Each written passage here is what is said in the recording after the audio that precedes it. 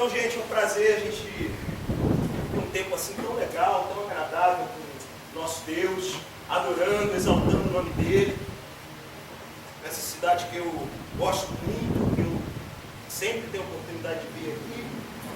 É um prazer vir aqui para servir a igreja. Eu tive ontem um grupo aqui, falando um pouco sobre a igreja dos Tessalonicenses. Foi um tempo muito legal de conversa, de compartilhamento do Evangelho. E a gente vai seguir hoje. Eu peço que você abra a sua Bíblia, por favor, no Evangelho segundo Mateus, capítulo de número 28, o último capítulo do Evangelho segundo Mateus, capítulo 28.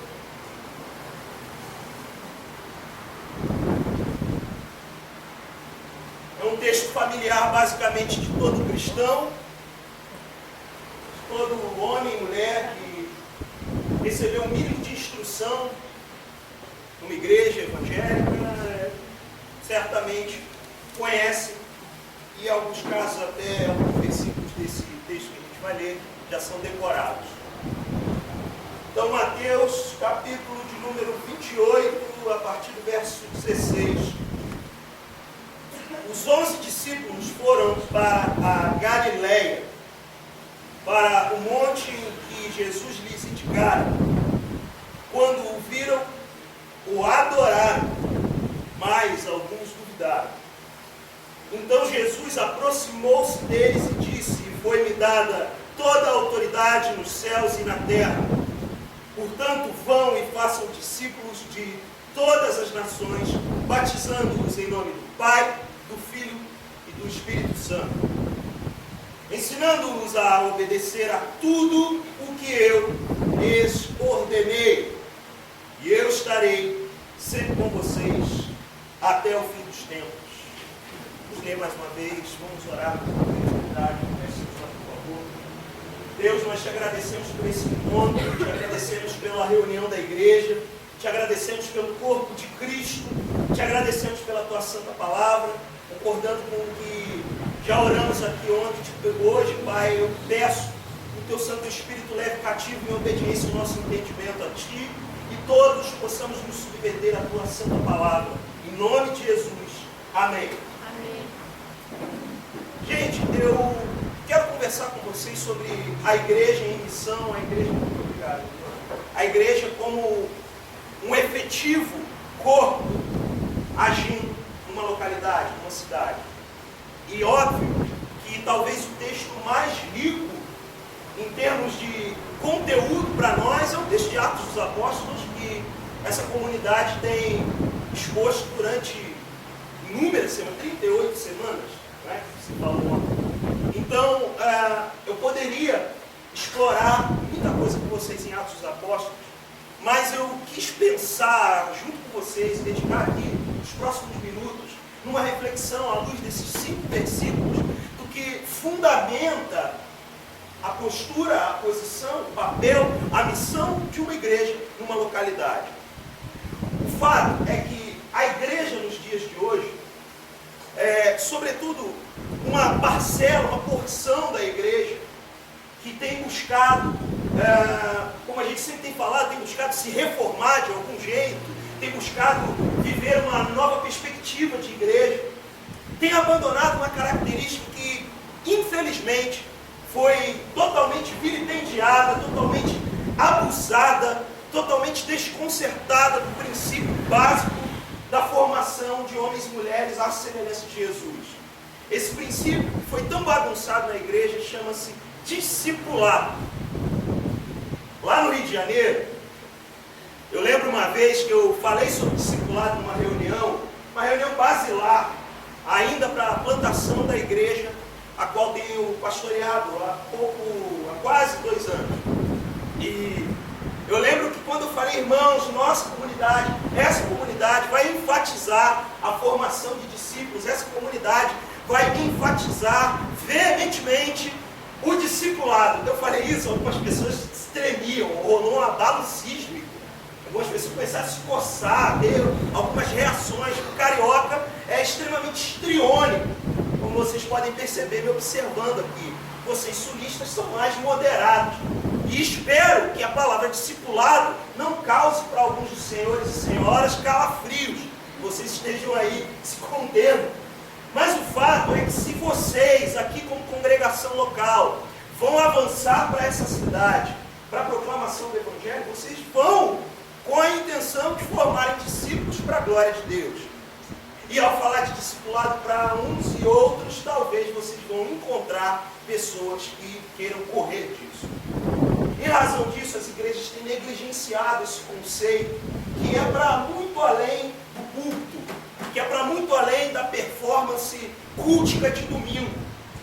Nossas congregações que gosto de dizer que são centradas no Evangelho, congregações que têm priorizado o ensino bíblico, por vezes, podem correr o sério risco de limitar as raias de atuação da sua efetiva ação na cidade ao que acontece nessas reuniões que funcionam e giram em torno da agenda curricular da igreja.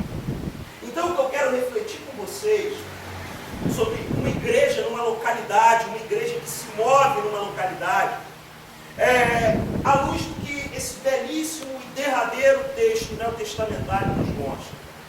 Esse texto, irmãos, ele é correlacionado com o capítulo 1 de Atos dos Apóstolos, em especial os 8 primeiros versículos. E, na verdade, são a promessa de Jesus sobre que viria sobre os discípulos para capacitá-los a serem testemunhas de Jerusalém, Samaria, Judéia, até chegarem aos confins da terra. O fato é que esse grupo de irmãos, que eu sempre gosto de relacionar, um grupo base, um grupo basilar, um núcleo base, um time de trabalho, uma força de trabalho, uma força pioneira, é regida por um princípio chamado discipulado. Um princípio de pessoas que seguem um mestre. Então, quando a gente pensa numa igreja em missão, ou a chamada igreja missional, uma coisa tem que ficar clara na nossa mente para que essa missão não encontre a sua derrota ou desgaste ao longo do tempo. Bem, como a gente já sabe, plantar igreja, o que esses irmãos estão fazendo aqui, o que vocês estão fazendo aqui, e o que vocês que têm visitado hoje, de certa forma, estão testemunhando, é uma tarefa árdua.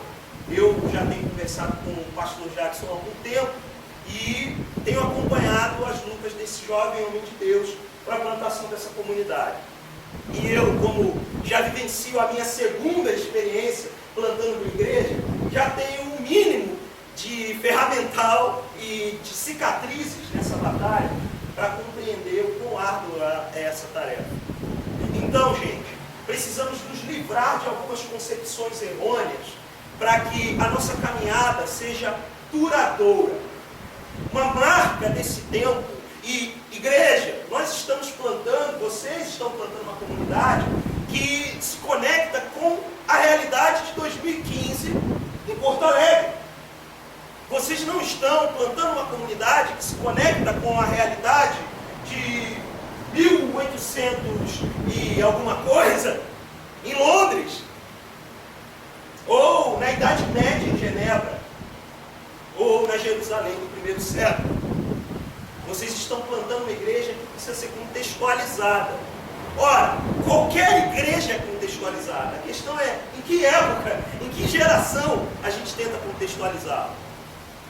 Então, umas coisas para a gente tentar limpar o terreno, tentar clarear as ideias para avançarmos para a exposição bíblica. Primeira coisa, o entendimento de que carecemos como uma igreja que comunica o Evangelho no século XXI, que compreendamos que as nossas ferramentas de comunicação precisam, de fato, pregar o Evangelho para essa época, para essa geração. A segunda coisa é que essa mensagem é a mesma, permanece sendo o velho material infalível e inerrante da Palavra de Deus. Em terceiro lugar, empreendemos isso como uma missão, mas não uma missão que nós conferimos a nós mesmos, ou a nossa denominação confere a nós mesmos. Vocês estão livres disso, porque vocês não plantaram essa igreja a partir de uma denominação, porém, vocês não estão plantando essa igreja à luz de um movimento de plantação de igrejas, como Atos 29, que de certa forma influencia aquilo que vocês fazem aqui. Vocês estão plantando uma igreja porque isso é um mandato de Deus, isso é uma ordem de Deus. Portanto, a missão que vocês empreendem aqui na cidade de Porto Alegre é a missão de Deus. Amém, gente? Isso está bem claro. A missão que vocês empreendem aqui não é de vocês. Isso é de Deus. É sempre prioritário, primordial lembrar que o pastor, presidente das nossas igrejas, das igrejas locais, que pastoreamos, que co-pastoreamos, chama-se Jesus Cristo. Somos apenas conservos nessa história. Então, com isso em mente e encarnado em nós, como discípulos de Jesus, podemos avançar para o texto bíblico. Bem, se você olha aí no mesmo capítulo 28, dos versos 1 a 10, inclusive, provavelmente você deve encontrar na sua Bíblia alguma epígrafe, esse subtítulo aí, que divide as seções dos capítulos. O meu, por exemplo, vem a ressurreição. E os versos 1 e 10 dessa narrativa da ressurreição mostram o episódio onde duas Marias, Maria Madalena e uma outra mulher chamada Maria, têm um encontro arrebatador com Jesus. Absolutamente inesperado e arrebatador. Nesse encontro com Jesus já ressurreto, depois de 3 dias de sepultado, elas recebem uma ordem da parte do Senhor. Que o anúncio de que ele ressurgiu dos mortos fosse dado aos seus discípulos, aos seus seguidores. E que ele marcava então ali um encontro, uma conferência num monte na Galileia. E eu recomendo profundamente, fortemente que você leia esses episódios depois, com calma, você tome nota e voltando em casa, você dê uma lida nessa belíssima história do relato da ressurreição. O fascínio, o espanto do quão sobrenaturalmente profundo é o mistério da ressurreição. E vale a pena você dar uma lida, os versos 1 até 10 depois. E aí chegamos, irmãos, avançando do relato dos guardas que acontece dos versos 11 até o verso 15, um relato mais curto. Chegamos no encontro, esse derradeiro encontro de Mateus, relatado pelo evangelista Mateus, Jesus com seus discípulos. E a partir daqui eu quero observar com vocês alguns aspectos que são fundamentais, são cruciais para que a nossa missão prossiga numa época onde as coisas acabam rápido. Ninguém planta uma igreja para que ela acabe. Ninguém, via de regra, deveria se casar para que o casamento acabe. Talvez por isso nem seria bom começar um namoro se você suspeita ou está ali jogando dado para ver se vai dar certo ou não. A nossa geração é uma geração de experiências, de sabores, de se entregar aos instintos. E irmãos e irmãs, para além da geração da qual fazemos parte, seguimos um legado eterno. E um legado marcado por uma palavra que causa um pouco de ânsia em algumas pessoas dessa época. Uma palavra chamada obediência. Portanto, a primeira coisa que eu quero observar com vocês, fundamental para que uma igreja surja, se mova numa cidade, movimente-se numa cidade, seja plantada numa cidade e plantada para ter durabilidade, para que vocês vejam os futuros filhos de vocês dando profissão de fé na igreja e se batizando, para que vocês vejam casamentos surgindo na igreja de vocês, para que vocês vejam o pastor da igreja de vocês jubilando de velho e colocando outro líder na igreja, até a volta de Jesus, é necessário que haja obediência. Então o primeiro princípio que eu quero observar com vocês é a obediência à direção de Deus. Versículo 16, olha comigo de novo. Os os 11 discípulos foram para a Galileia, para o monte que Jesus lhes indicava. O fato, gente, é que nessa comunidade de discípulos, nessa comunidade dos 11 discípulos, assumindo que Judas Iscariotes já havia cumprido o seu derradeiro destino, orientado pelo diabo, então tínhamos nesse episódio, nesse relato, 11 homens. Esses homens seguem para aquele monte, conforme Mateus relata no versículo 16. Porém, esses homens tinham uma história. Esses homens carregavam alguns anseios. Na verdade, para sermos mais exatos, esses homens ainda estavam apavorados. Quando a gente volta para o texto correlato de Atos capítulo 1, logo adiante, nós vemos que as reuniões dos discípulos sempre se davam de portas trancadas, escondidos. Eles respiravam ainda a ameaça de morte oriunda do aparato policial de Roma. O mestre deles, o rabi deles, havia sido brutalmente assassinado. Então vocês acham que o tipo de reunião desses homens era barulhenta, efusiva, livre, liberta, como é a nossa? É óbvio que não, é claro que não. O que esses homens viviam era temor, medo, e viviam aquilo que era completamente ilícito, completamente ilegal naquele contexto. Adorar outro Deus que não fosse o imperador, César, empossado como governador de Roma. O que eu quero dizer, minha gente, é que esses caras sofriam eram ameaças de morte. E a despeito da ameaça de morte, eles saem e avançam por uma região, essa mesma região da Galileia, amplamente visível, amplamente movimentada, a despeito das ameaças que sofriam, porque compreendiam e seguiam a direção do seu líder, do seu mestre. Se queremos prosseguir e avançar como igreja, a lição que Romanos 28,16 deixa para nós, a gente está trabalhando, como eu disse na introdução, um texto amplamente conhecido. Ir fazer discípulos, indo fazendo discípulos. E é importante a gente se voltar para aquilo que fundamenta esse ir, para aquilo que fundamenta esse fazer, para que o ir e fazer não se torne um mero ativismo circunstancial.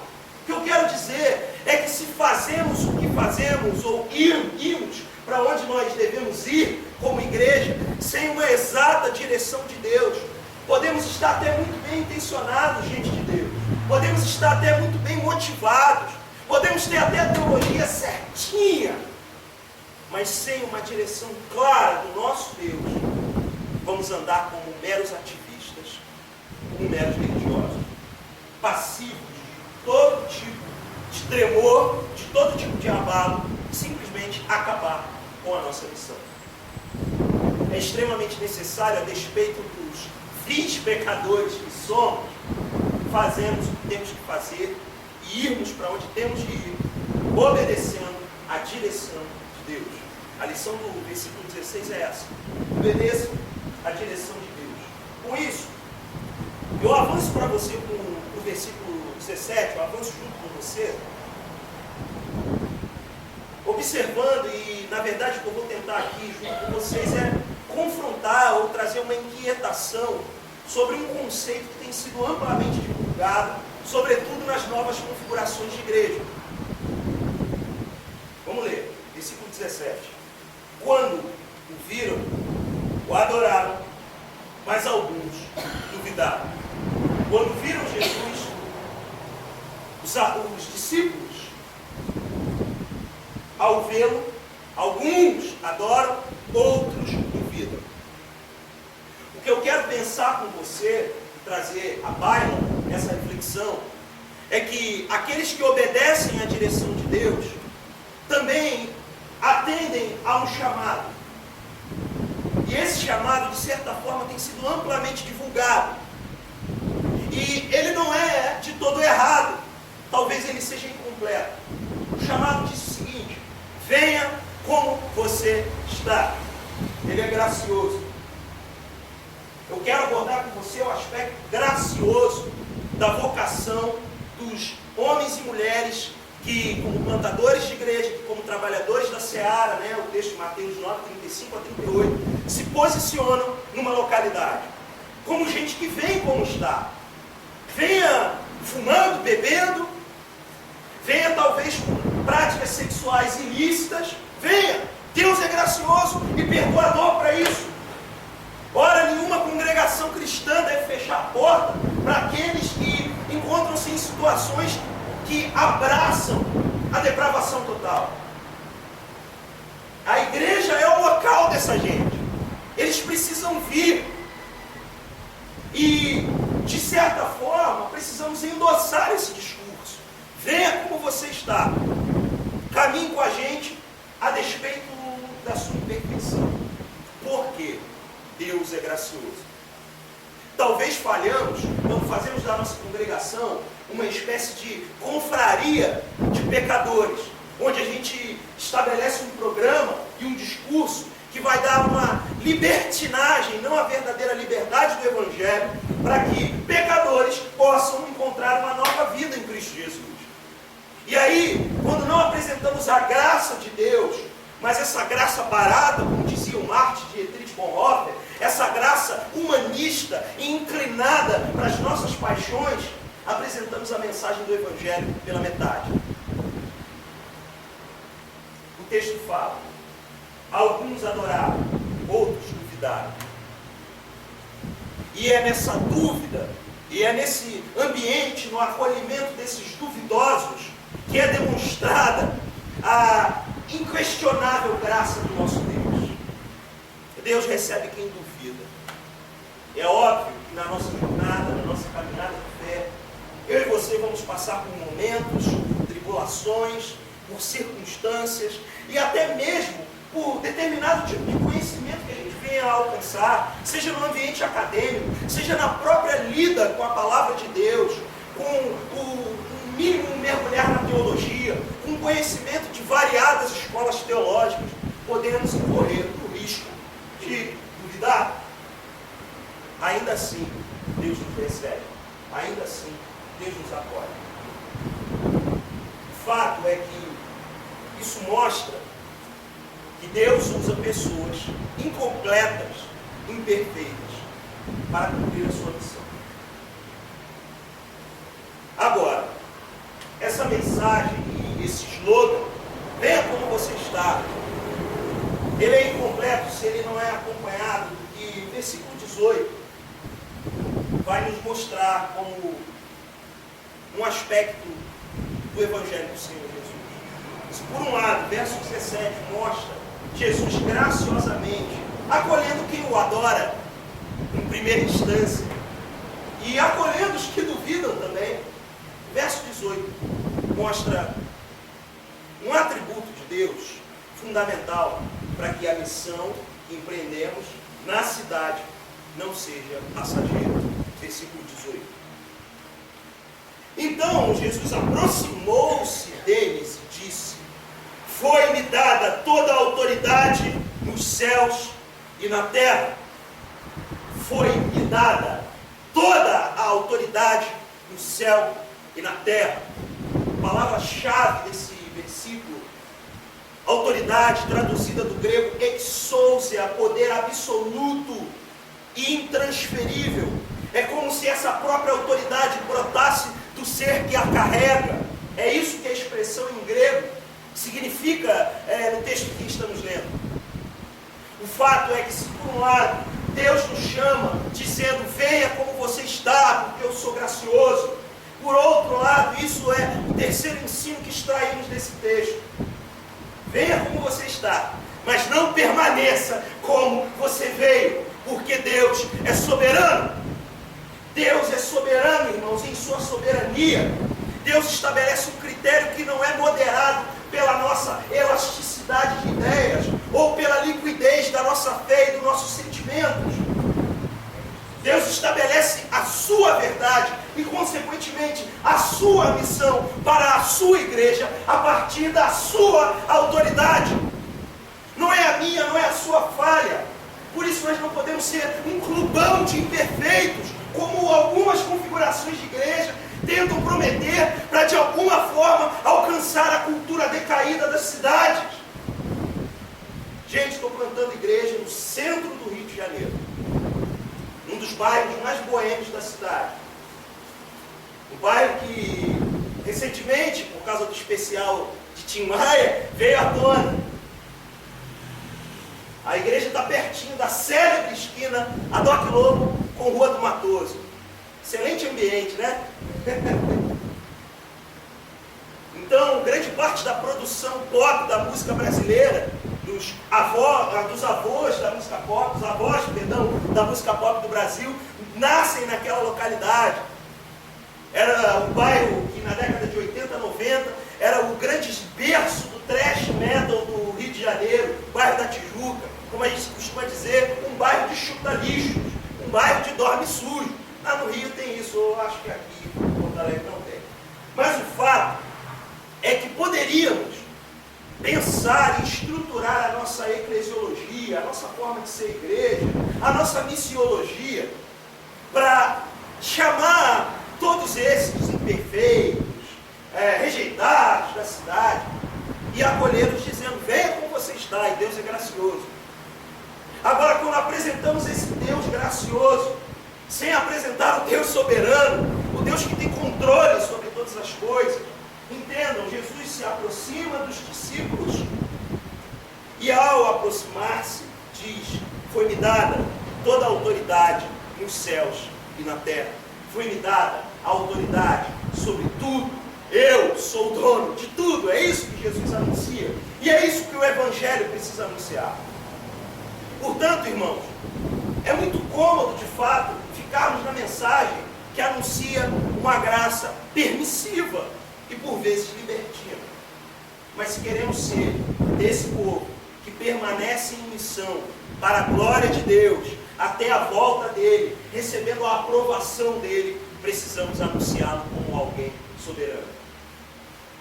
E é aí, irmãos, que nesse terceiro versículo do texto que a gente está lendo, da sessão que a gente está lendo aqui de Mateus 28, e é aqui que fica o núcleo dessa ideia da importância do discipulado na vida da cidade, da importância daquilo que surge, que emerge para muito além dos eventos que promovemos em nossas igrejas. É aqui que faz-se necessário o caminhar junto. Mas não o caminhar junto que vai imprimir na pessoa, no companheiro, na companheira da jornada de fé, que vai imprimir nos nossos irmãos aquilo que a nossa denominação, ou a nossa escola teológica, ou o movimento de plantação de igrejas do qual fazemos parte, estabelece, mas sim aquilo que o Evangelho estabelece. Daí a gente pode cair numa vala comum de pensar: ora, cada time ou cada divisão vai considerar a sua interpretação, aquilo que é pregado, que é ensinado, como o Evangelho, como a verdade. Então precisamos de um tipo de vida e de um estilo de vida onde o Evangelho vá para além das nossas construções, onde o Evangelho possa ser consoante ao princípio que nos é ensinado em Mateus capítulo 6, na oração do Pai Nosso. O princípio de entender que a vontade de Deus precisa ser feita na terra, assim como ela é no céu.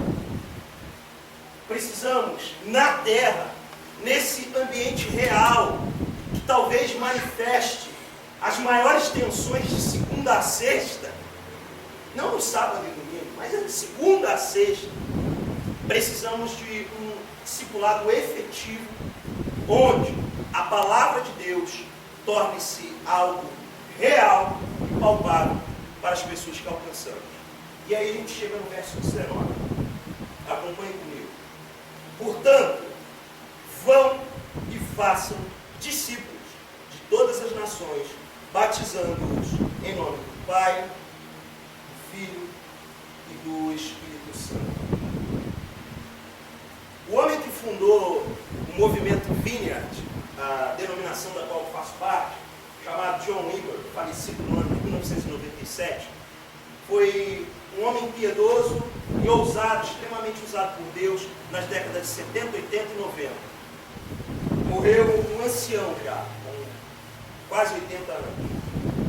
E uma das coisas que o Wimber sempre falava, e para nós é um legado, uma boa herança do ministério daquele servo de Deus, é que a Bíblia, que muitas pessoas sequer vão ler na vida, somos nós. Eu amo essa frase. A Bíblia, que sequer muitos vão ler em toda a sua vida, sou eu, é você, são os discípulos de Jesus. Carecemos, irmãos, então, olhando para esse texto, pensando, assumindo que, obedecendo a direção de Deus, vindo como somos, porque Ele é gracioso, não permanecendo como viemos, porque Ele é soberano, chegamos a um ponto onde a autoridade, a soberania de Deus ganham em nós formas, nos formam espiritualmente e, consequentemente, nos formam para a vida. E aquilo que passamos a testemunhar e a professar diante de todos ao nosso redor vai para além da teoria e vai para além da prática dominical. E, por vezes, não vai nem precisar você empunhar a sua Bíblia. Embora eu seja um ávido encorajador do uso, do carregar a Bíblia, de entender que Bíblia, por vezes, em algum contexto, é até uma ferramenta de evangelização. Quantas vezes, indo de ônibus, ou de metrô, ou de trem, com uma Bíblia na mão, você, de certa forma, já atraí pessoas já olharam, olha, o que você está lendo aí? Por que você está lendo a Bíblia? Não é tão comum, algumas pessoas não esperavam um cara com um determinado estereótipo lendo a Bíblia. Sim, isso ainda acontece. Sim, isso ainda é efetivo. Então eu encorajo sempre. Mas eu estou querendo pensar numa formação que é fruto do dia a dia, da caminhada, do andar junto como Jesus fazia. E como os apóstolos, ao longo de toda a narrativa que Lucas escreve em Atos, também faziam. Andar com pecadores. Eu gosto de pensar que, por mais que vivamos uma era de imediatismo, de tudo para ontem, de resultados automáticos, de resultados de linha de produção, de discipulado de linha de produção, o nosso discipulado, o discipulado de Jesus, o discipulado bíblico, é artesanal. Cada discípulo vai ter uma digital diferente, formas diferentes, nuances diferentes. E isso só vai ser aferido e testificado, de fato, para a edificação da igreja, minha gente, se encarnarmos a palavra. E aí, eu elucido isso como quarto princípio dentro do texto que estamos lendo. Precisamos de um evangelho encarnacional, como os pensadores da missiologia desse tempo têm cunhado esse termo. Uma vida que intencionalmente faz o evangelho se tornar vívido, não apenas para si, para os seus ou para a sua comunidade de fé, mas para todos ao seu redor. Foi isso que os discípulos ouviram de Jesus e entenderam como uma ordem, não como um conselho, não como uma direção passageira, mas como algo definitivo. Vão e façam discípulos de todas as nações, batizando-os em nome do Pai, do Filho e do Espírito Santo. Como comunidade de discípulos, precisamos olhar para essa comunidade eterna chamada Pai, Filho e Espírito Santo como a grande referência de comunidade de fato. Com isso e com essa compreensão da encarnação do Evangelho, eu quero pensar com você na necessidade do andar junto, ser repensado e reaplicado na nossa realidade de igreja. Eu não sei como é o desafio de vocês em Porto Alegre para essa história de uma caminhada que vá para além dos domingos, ou como gosta sempre de mencionar o grande teólogo presbiteriano Eugene Peterson, o que acontece na igreja entre os domingos. Eu amo essa expressão, entre os domingos. Eu não sei quais são os desafios em termos de deslocamento, de trânsito, horários. Eu não convivo aqui, eu não sei. Mas eu vivo numa localidade onde são grandes desafios. As nossas comunidades caseiras, aqui vocês têm algo do tipo chamado grupo de conexão, né? As nossas comunidades caseiras, para serem efetivas e duradouras, e não passageiras, e terem uma frequência, uma assiduidade palpável, tem que ser quinzenais, irmão. Porque se for semanal, o pessoal não dá conta de toda semana aí. O cara quinzenalmente consegue organizar a agenda dele, consegue negociar com o chefe de sair mais cedo do trabalho, porque no Rio de Janeiro, trafegar uma distância de 20 quilômetros pode tornar-se uma aventura que vai durar 2 horas. Infelizmente, essa é a realidade de uma metrópole louca como a nossa. Eu imagino que aqui, pelo tamanho que a cidade, as proporções que essa cidade tem alcançado, vocês também tenham, dadas as devidas proporções, as dificuldades de vocês. Mas tais dificuldades não devem se tornar empecilho ou desculpa preguiçosa, molerona, para não cumprirmos a missão de encarnar o Evangelho. Sobretudo quando a comunidade ainda está nascendo, está sendo plantada. É justamente nessa fase que precisamos fazer, de fato, acontecer um discipulado bíblico, efetivo e corrente nas nossas igrejas. A última coisa que eu quero compartilhar com vocês, irmãos, compreendendo a obediência, a graça, a soberania, a palavra encarnada na vida dos discípulos, é a espiritualidade dessa igreja em missão. Aquilo que eu gosto de chamar da prática da presença de Deus. Versículo 20. Versículo 20 de Mateus 28. A continuação da ordem ao discipulado e a promessa de Jesus sobre os seus discípulos, ensinando-os a obedecer a tudo que eu lhes ordenei. E eu estarei sempre com vocês até o fim dos tempos. E eu estarei sempre com vocês até o fim dos tempos. Sobretudo compreendendo que o ensino a tudo que Jesus ordenou é a aplicação da encarnação da palavra na vida de pecadores como eu e você. Eu quero convidar a igreja a séria reflexão de um ressurgimento de uma espiritualidade bíblica, efetiva, cheia do Espírito e calcada não em expectativas de coisas que podem acontecer no mundo, não em expectativas de grandes emoções que são moderadas pelo tipo de música que a gente canta ou o drive que o pregador imprime no seu sermão. Mas eu quero pensar na espiritualidade da eternidade, na espiritualidade que é calcada na aliança de Deus com pecadores, que são chamados, ainda como pecadores, a um ambiente de perfeição, não um ambiente de transitoriedade, não a um não lugar. Quero pensar sobre isso com vocês. Jesus chama os discípulos a fazerem novos discípulos por toda a terra.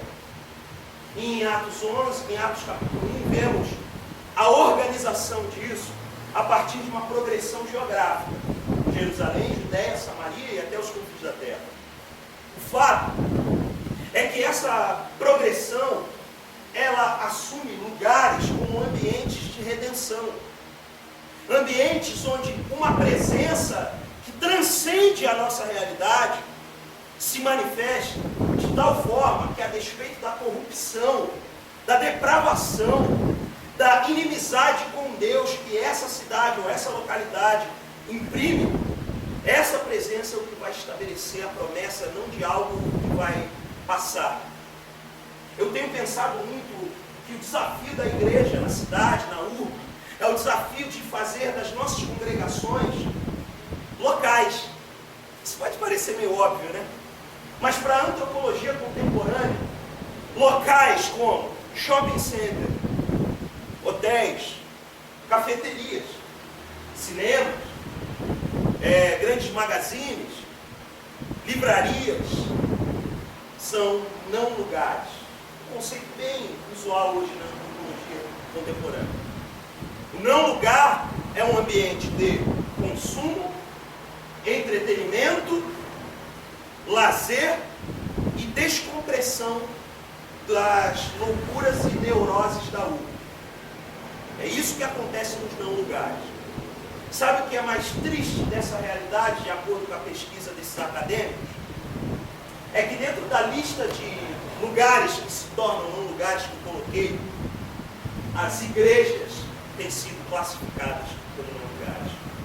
Igreja, esse ambiente, na visão superficial de um acadêmico, superficial que eu digo ao passar aí fora, para eles são um não lugar. Por mais que a gente esteja aqui enraizado na história e na espiritualidade bíblica, para o mundo e para as mentes desse mundo, isso é um não lugar. Não lugar de consumo, de lazer, de entretenimento. O que é mais infeliz é que essas palavras e esses valores não estão no banner da maioria das igrejas evangélicas, mas são abraçados veementemente pelas mesmas. Venha se divertir, venha se entreter, venha ter uma descompressão. Só que eles mudam essas expressões para outros termos. Na verdade, vão oferecer essas mesmas sensações para o seu público. A igreja em missão não é isso. A igreja em missão, ela não vive na transitoriedade. Vivemos numa tensão. O reino de Deus já veio, como eu falei ontem aqui com alguns irmãos, com alguns de vocês. O reino de Deus já se manifestou. Porém, ele ainda não se consumou completamente, porque Jesus ainda não voltou. A segunda vinda ainda não aconteceu. Portanto, a igreja vive numa tensão, e a igreja, na verdade, é um corpo peregrino na terra. Somos uma grande embaixada aqui. Mas, nessa jornada, como peregrinos, onde nos instalamos e onde estamos ali não como frequentadores de um ambiente, não como consumidores de serviço, não como gente que procura entretenimento, não como gente que procura relaxar das pressões da vida, mas como gente que tem uma vocação. E de acordo com o apóstolo Paulo, escrevendo aos Efésios, está assentada em lugares celestiais, por mais que as mentes desse século digam que os nossos ambientes se tornaram lugares. A nossa realidade é celestial, espiritual, é sobrenatural, irmão. Com a conclusão dessa mensagem que declara a parte B do verso 20, e eu estarei sempre com vocês até o fim dos tempos. Eu quero convidar nós como igreja a uma prática constante, perseverante, disciplinada, por uma espiritualidade bíblica, neotestamentária e cheia do Espírito.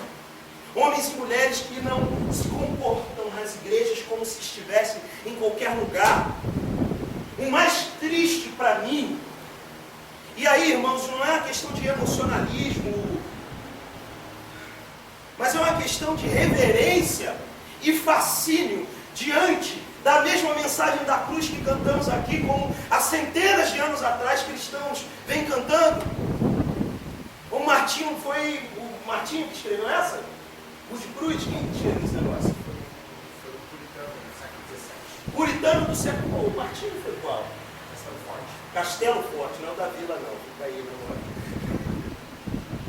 Por mais que voltemos para essas antigas tradições do século XVI, do século XVII, isso para nós seja verdadeiro, seja genuíno, se estamos nesses ambientes onde praticamos a presença de Deus e esperamos Deus, precisamos fazer isso com intensidade. Um pavor que eu tenho da chamada nova reforma ou dos neo-reformados, ou seja lá o nome que deem, é que a gente, para não se tornar caricatura neopentecostal, viramos um povo que fica na congregação assim durante o período de adoração. Como se fosse um modelo, como se fosse uma Vênus de Milo sem braço. Claro, cara, ninguém quer o freak show que vira motivo de piada no YouTube pra gente. Um pastor dessa igreja já vilipendiou no vídeo dele, famoso. Ninguém quer isso. A gente não quer isso.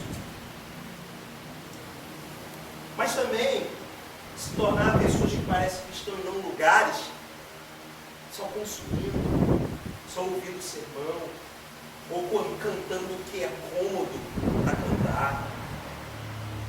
E aí em qualquer outra coisa, vibra, pula, no Grenal, xinga, taca, tem uma visceralidade que você nunca vê, mas na congregação. Eu gosto das obras de arte cristãs, as obras sacras, porque elas ajudam a despertar a imaginação, e como Richard Foster sempre fala, a imaginação é algo dado por Deus, use-a. Eu gosto de pensar, então, contemplemos essa bela obra de um artista escocês chamado Maddox. Eu gosto dos semblantes de algumas expressões dos discípulos retratados nessa cena. Gosto dessa figura viril de Jesus, não esse Jesus meio inofensivo que apresenta, né? Que sempre parece estar penteando o cabelo, terminou de pentear o cabelo e tirar o retrato. Um Jesus homem, Jesus Cristo homem, como diz Bruce Webb. Provavelmente Pedro, que era o mais velho, consternado, um ali com a mão na cabeça, assim, o que está acontecendo? Talvez essas imagens, essas cenas ajudem a despertar a nossa imaginação e assumir, quando lemos um texto bíblico, que tais coisas são testificadas ao longo da história e seladas na eternidade a respeito de nós, chamados à salvação e ao senhorio de Cristo. Para que aquilo que vivenciamos na nossa espiritualidade não seja algo meramente fruto da nossa observação, ou fruto de uma lógica cartesiana, mas que seja algo que molde e mova a nossa vida, literalmente, com perdão da expressão, ejete os nossos traseiros das cadeiras e nos leve para uma vida efetiva para a glória dele. Bem. Se a gente está querendo ser igreja em missão, irmãos, é óbvio que não podemos ser moderados pelo ativismo, vamos fazer e vamos justificar os atos da igreja, as ações da igreja, com ações de terceiro setor, ações na área de desenvolvimento comunitário, desenvolvimento social. É claro que numa cidade grande, com proporções e contrastes, onde a miséria se coloca, a igreja se precisa se posicionar, porque a missão da igreja é servir o pobre, fato. Mas isso não pode se tornar a nossa bandeira, o nosso estandarte, como de certa forma isso fosse justificar os pecados da igreja que prega o não evangelho. E aí fazemos isso, fazemos as nossas ações sociais, ok? Vamos lá. E aí a gente vai para a igreja, contempla as reuniões de forma passiva e voltamos para uma espiritualidade racionalista, por vezes acadêmica, que trata o texto bíblico como um grande manual apenas, e não como um legado que revela o Deus que se fez homem, o verbo que se tornou carne. Gente de Deus, nós queremos que as nossas igrejas fiquem na cidade, permaneçam. Eu sei, como eu tenho conversado com o Jackson, o amor que ele tem aqui em Porto Alegre, é uma característica sine qua non do plantador de igreja. Ame a cidade. Eu não sou do Rio de Janeiro, eu fui adotado pelo Rio de Janeiro. Eu sou das quebradas. Eu sou aquilo que no Rio a gente chama de goiaba com bicho, os antigos chamavam assim. cara que não veio da cidade, da capital. Mas eu sempre amei o Rio de Janeiro, em especial essa região onde eu estou. Era meu quintalzinho na adolescência, local, né? Sempre amei aquele lugar. Antes de ser crente. E quando vi a possibilidade de morar naquele local com a minha querida esposa, eu pensei, eu não quero ir morar no frugal e charmoso bairro da Tijuca para ser mais um cara que emergiu da Baixada Fluminense do Rio de Janeiro, para ser mais um emergente social da sociedade carioca. Não quero. Eu não tinha ideia que esse não querer ia se manifestar na plantação do Rio. Para a glória de Deus e pela misericórdia dele, a gente está caminhando lá desde setembro de 2014 com reuniões de portas abertas, reuniões públicas, proclamando o Evangelho, adorando o Senhor, tentando viver em comunidade numa cidade do tamo junto aberto. O Rio de Janeiro tem isso, tamo junto. Mas é um tamo junto que você tenta, vamos ter um encontro, né? Vamos se reunir, vamos jantar, vamos marcar! Oh, legal! E aí no dia de você marcar o encontro com o cara e passa meia hora, 40 minutos, 45, uma hora, cadê você? Tô chegando aí, agora a propaganda da Dineira. Tô chegando, tô estacionando o cara tá colocando a calça ainda, hein, cara. Isso é o Rio de Janeiro, isso é viver em missão no Rio de Janeiro, entre outras, tem essa. Mas o fato é que, a despeito do empenho e dos esforços de pregarmos o Evangelho naquela localidade, contextualizando para o nosso tempo, para aquela vizinhança, para aquela região, existem valores eternos que nos moderam. Assim como tais valores moderaram a vida desses discípulos a partir da cidade de Jerusalém.